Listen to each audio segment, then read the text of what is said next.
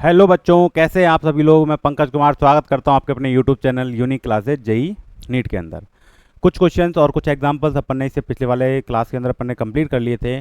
आज जो है उसके आगे के कुछ क्वेश्चंस है रह गए थे, उन्हीं को आज कंप्लीट करते हैं। तो देखो आगे के जो नेक्स्ट क्वेश्चन है वो क्या दे रखा है अपने को कि एचसीएफ 306 657 9 दिया हुआ है, एलसीएम 306 657 ज्ञात कीजिए। अब मेरे को एक बात बताओ आप लोग, अगर मैं एलसीएम ज्ञात करूं और एलसीएम अपने को ज्ञात करना, तो एचसीएफ मेरे को क्या दे रखा है कि एचसीएफ अपने को कितने का दे रखा, 306 और 657। कितना दे रखा अपने को, 9।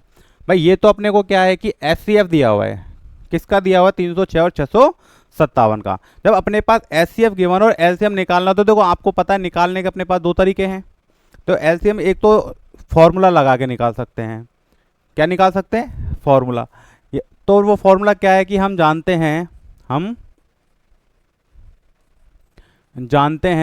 और क्या जानते हैं कि आप जानते हो कि एचसीएफ इंटू एलसीएम बराबर होता है दो संख्याओं का गुणनफल। यानी कि एलसीएम इंटू एचसीएफ या एचसीएफ इंटू एलसीएम बराबर आपका क्या होता है, दो संख्याओं का गुणनफल। अब इसी कारण अपना क्या हो जाएगा, इसलिए अब अपने पास में क्या हो जाएगा, यहां पर देखो कि अपने को एलसीएम फाइंड करना है, तो एलसीएम को यहीं पर रहने दो, बराबर दो संख्याओं का गुणनफल। अब दो संख्याओं का जो गुणनफल है अपना, वो दो संख्याओं के गुणनफल के बटे में क्या आ जाएगा अपने पास, क्यों आएगा, क्योंकि यहाँ पर एचसीएफ इंटू एलसीएम है। अब एलसीएम को यहीं पर रोक ले, तो एचसीएफ जो अपने पास में गुणा में दे रखा है वो बराबर में इधर जाके क्या हो जाएगा, वो भाग में हो जाएगा। तो यहाँ पर आप लिख दोगे इसमें HCF। अब मेरे को एक बात बताओ, एलसीएम अपने को फाइंड करना है किसका, 306 657। तो दो संख्याएं कौन कौन सी अपने पास में, 306 उनका गुणनफल 657 बट्टे में एचसीएफ अपने पास में कितना दे रखा है, 9। कितना दे रखा है, 9। गुणा अगर इसको भाग देते हैं तो इससे काटते हैं अपने, क्या नाम है भाई, 9 से ये कट जाएगा, यहाँ पे कटेगा 9 चौक 9 का पारा बोलो, 9 दूना 18 9 30 70 9 चौक 36 9 पंजे 45 9 6 54 9 7 63। यानी कि 7 बार तो ये गया, बचा कितना अपने पास में, 2। जब 9 का भाग 27 में दोगे तो 9 तिये 27। यानी कि 306 को जब 73 से गुणा करेंगे, 306 को जब 73 से गुणा करेंगे तो अपना जो भी आंसर आएगा, देख लेते हैं क्या आंसर आएगा। 306 गुणा में 73, 73 को 6 से गुणा करो, 6 18, 6 को 7 से गुणा करो, 42 और 1 43। तो कितना हो जाएगा अपने पास, 38 को इधर रहने दो, 73 को 3 से गुणा करो, 3 तिया 9 7 तिया 21, 21 में यहाँ पर 4 जोड़ दो, 21 219 में आप 4 जोड़ोगे तो कितना हो जाएगा,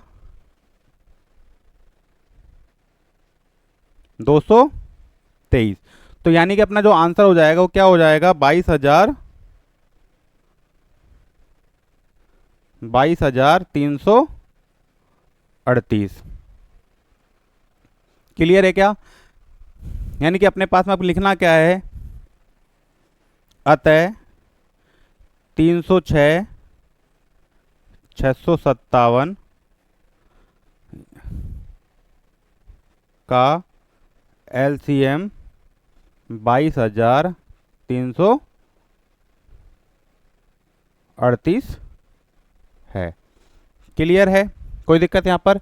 यानी कि कभी भी इस टाइप का अगर क्वेश्चन आ गए तो आप इस तरीके से कर सकते हैं, नहीं तो अपने पास में दूसरा एक तरीका है जिसको नाम आप जानते हैं, अभाज्य गुणनखंड विधि। अभाज्य गुणनखंड विधि से भी आप करना चाहो तो उससे भी कर सकते हैं, लेकिन अगर आपसे क्वेश्चन शॉर्ट में अगर पूछा जाए या अगर शॉर्ट में करना हो, या फिर अगर आपसे कहा जाए कि दूसरे तरीके से करना है तो उस तरीके से करना है। अगर आपको नहीं कहा जा रहा तो आप अपने अकॉर्डिंग किसी भी आप मेथड से कर सकते हैं। बाकी आपको पता है कि अगर क्वेश्चन अगर कभी पूछा जाता हो तो अभाज्य गुणनखंड विधि द्वारा इसके हल ज्ञात कीजिए, एलसीएम एचसीएफ फाइंड कीजिए, तो इस टाइप के क्वेश्चन आपके एग्जाम में आते हैं। अब चलते हैं अगले क्वेश्चन की ओर। जांच कीजिए कि क्या किसी प्राकृत संख्या n के लिए संख्या 6 की पावर n अंक जो है वो शून्य पर समाप्त हो सकती है क्या। तो मैं इस क्वेश्चन को आपको मैं पहले ही बता चुका था, थोड़ा सा बस एक्सप्लेन आपको इस टाइम पे कर देता हूं। अगर कोई संख्या जो है प्राकृत संख्या n अगर है और वो 6 की पावर n अंक अगर शून्य पर समाप्त होती है, तो पहली भी बात तो आपको ये पता होना चाहिए कि कोई अगर संख्या शून्य पर समाप्त हो तो संख्या का सबसे छोटी कौन सी होगी, 10। 10 क्यों होगी, क्योंकि अंत में क्या आ रहा है, शून्य आ रहा है। तो अब 10 का मतलब क्या है कि जो 10 है ये अपना किससे विभाजित होगा, 2 और 5 से विभाजित होगा। क्यों होगा, क्योंकि 10 के गुणनखंड क्या है, 2 और 5। कितना है, 2 और 5। अब 6 है, 6 की पावर n जो है इसके अभाज्य गुणनखंड क्या होंगे, 2 गुणा 3, या फिर इसको मैं लिख सकता हूं 2 की पावर n गुणा में 3 की पावर n। अब यहां पर मेरे को एक चीज तो है, अगर मेरी कोई संख्या अगर शून्य पर अगर समाप्त हो रहा है तो क्या होना चाहिए, 2 और 5 आना चाहिए। तो 2 तो चलो ठीक है आ रहा है, लेकिन क्या 5 आ रहा है क्या, तो मैं क्या ये इसमें लिख सकता हूं कि 6 की पावर n के अभाज्य गुणनखंड में 2 और 3 के अलावा 2 और 3 के अतिरिक्त कोई और अभाज्य गुणनखंड, यानी कि कोई और अभाज्य गुणनखंड में क्या 5 अपने पास नहीं है।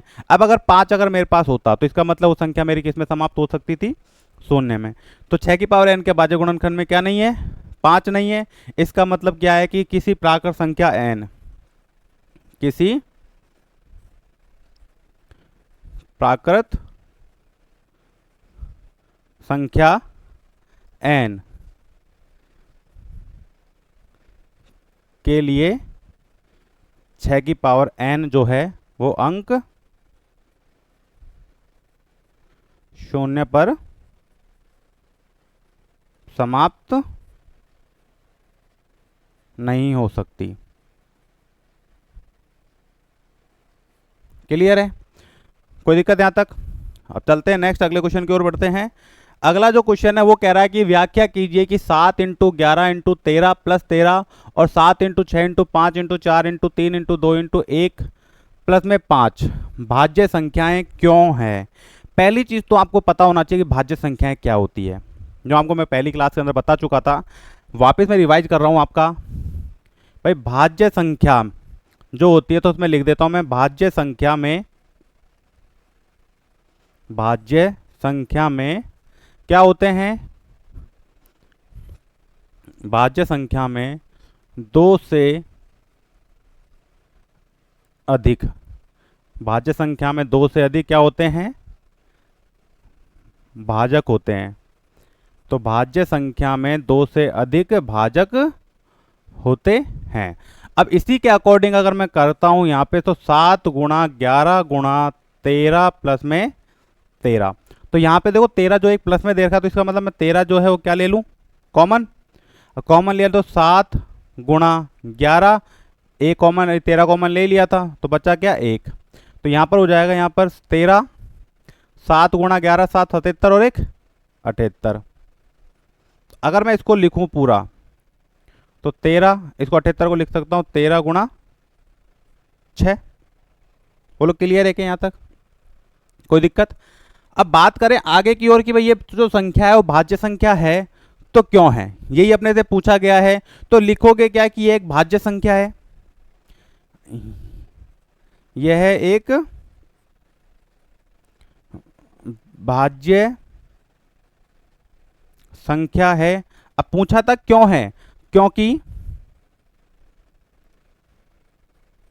इसके 2 से अधिक भाजक। अब 2 से अधिक भाजक कौन कौन से हैं, आप देखो एक तो खैर रहेगा ही रहेगा, 13 6। बोलो क्लियर है क्या। अब अपने को यही चीज बतानी है कि भाज्य संख्याओं में क्या होते हैं कि 2 से ज्यादा क्या होते हैं, भाजक होते हैं। या फिर अगर दूसरे शब्दों में अगर कहें तो उसके 2 से ज्यादा क्या होंगे, गुणनखंड होंगे। 2 से ज्यादा क्या होंगे, गुणनखंड। अगर 2 से ज्यादा गुणनखंड है तो इसका मतलब वो संख्या क्या है, 2 से ज्यादा बार डिवाइडेशन यानी विभाजित अगर हो रही है। अब जब विभाजित हो रही है तो इसका मतलब वो संख्या क्या हो जाएगी, भाज्य संख्या हो जाएगी। अब भाज्य संख्या में क्या बताया था, जिसमें केवल और केवल उसके कितने भाजक होंगे, 2 भाजक होंगे। सबसे छोटा अगर भाज्य अगर बात करते हैं, सबसे छोटी भाज्य संख्या की अगर बात करें तो सबसे छोटी भाज्य संख्या कौन सी होती है, 2 होती है। क्यों होती है, क्योंकि देखो अभाज्य संख्या में क्या कहा जाता है कि कम से कम या ज़्यादा से ज़्यादा दो ही क्या होने चाहिए, गुणनखंड होने चाहिए। कौन कौन से हो रहे दो के अंदर, एक और दो। अब एक जो है वो ना तो भाज्य और ना अभाज्य, क्यों नहीं है भाई, भाज्य संख्याओं में क्या होने चाहिए, दो से अधिक भाजक होने चाहिए। अभाज्य में केवल कितने होने चाहिए, दो होने चाहिए। जबकि एक में क्या है, ना तो दो है और ना ही उसके अंदर उससे ज़्यादा है। क्लियर है। चलते हैं नेक्स्ट अगले क्वेश्चन की, और ये क्वेश्चन अपना कंप्लीट होता है। अब हाँ, एक क्वेश्चन और रह रहा था इसके अंदर, ये वाला। तो इसमें आप क्या करोगे, इसके अंदर 5 प्लस में दे रहा है, कितना दिख रहा है, 5 प्लस में। तो 5 जब आप कॉमन लोगे तो 7 into 6 into 5 into 4 into 3 into 2 into 1, तो ये 5 तो ले ही लिया था अपन ने, और इसमें प्लस में क्या हो जाएगा, 1, ये आपका क्या हो जाएगा, उसमें ऐड हो जाएगा। और बाकी उसी तरीके से फिर आपका जो ये क्वेश्चन है वो आ जाएगा अपना, यानी कि 5 फिर ब्रैकेट में 1009 के समथिंग आपका आएगा। तो वो भी क्या हो जाएगी, एक तरीके से ये भी भाज्य संख्या आपके हो जाएगी। बढ़ते हैं अगले क्वेश्चन की ओर। किसी खेल के मैदान के चारों ओर एक वृत्ताकार पथ है, और इस मैदान का एक चक्कर लगाने में सोनिया को 18 मिनट लगते हैं। कितने मिनट लगते हैं, 18 मिनट लगते हैं। मान लीजिए, जबकि इस मैदान का एक चक्कर लगाने में रवि को 12 मिनट लगते हैं। मान लीजिए वे दोनों एक ही स्थान और एक ही समय पर चलना प्रारंभ करके एक ही दिशा में चलते हैं, तो कितने समय बाद में पुनः प्रारंभिक स्थान पर मिलेंगे। यानी कि देखो, दो जने हैं, एक तो सोनिया है और दूसरा क्या है, रवि है। तो पहले बताओ कि मेरे को, अगर मैं इसको अगर हल करता हूं तो क्या लिखोगे, सोनिया को चक्कर लगाने में लगा समय। भाई सोनिया को चक्कर लगाने में कितना समय लग रहा है, 18 मिनट। जबकि रवि को चक्कर लगाने में लगा समय कितना है, 12 मिनट। कितना है, 12 मिनट। यानी कि दोनों जो है चलना प्रारंभ करते हैं, एक को 18 मिनट लगते हैं, एक को 12 मिनट लगते हैं। क्लियर है।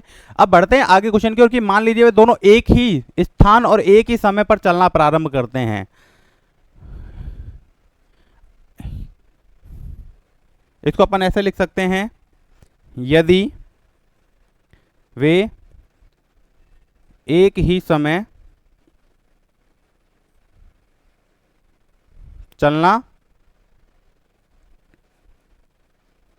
प्रारंभ करते हैं तो दोनों को एक साथ मिलने में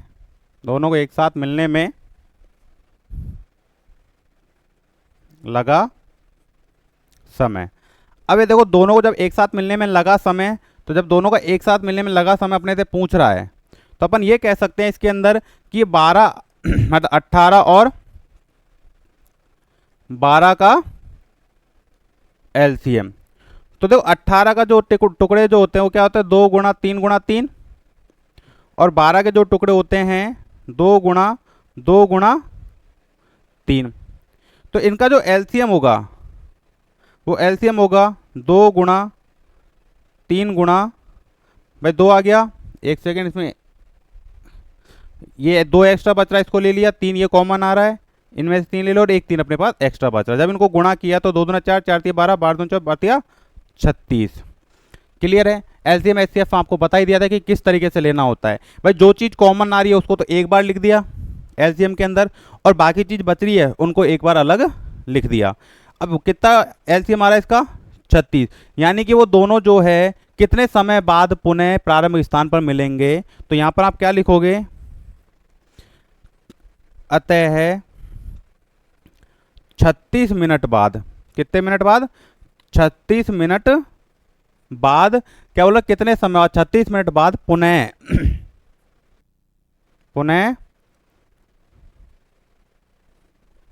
प्रारंभिक स्थान पर मिलेंगे। क्लियर है, क्लियर है, कंप्लीट है। तो यहां पर आपकी जो है एक्सरसाइज 1.1 जो है पूर्ण रूप से कंप्लीट हो चुकी है।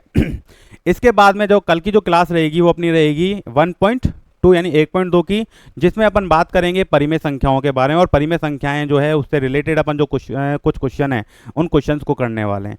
तो इसके अंदर ध्यान रखना, इसी क्लास में आप लगातार जुड़े रहना, क्योंकि आगे जो जैसे चैप्टर कंप्लीट होगा तो इससे रिलेटेड जो अपने एग्जाम में क्वेश्चन बनते हैं, बोर्ड एग्जाम में आने वाले जो क्वेश्चन होते हैं, उन क्वेश्चंस का एक भंडारा करके, भंडारा के रूप में, यानी कि भंडार के रूप में आपके पास में क्या करेंगे, लेके आएंगे, जिसमें जितना भी जो सार है उनका, कि एग्जाम के अंदर कुछ भी हो जाए, किसी भी तरीके से क्वेश्चन देते अपना एग्जाम के बाहर नहीं जाएगा। क्लियर है? तो यहाँ पे इसकी क्लास को कंप्लीट हो चुकी है यहाँ पे। तो मैं आशा करता हूँ आपको ये वाली क्लास पसंद आई होगी। इसी क्लास को इसी तरीके से कंटिन्यू रखेंगे अगर आप अपना सहयोग करेंगे। ओके, थैंक यू, धन्यवाद, जय हिंद, जय भारत।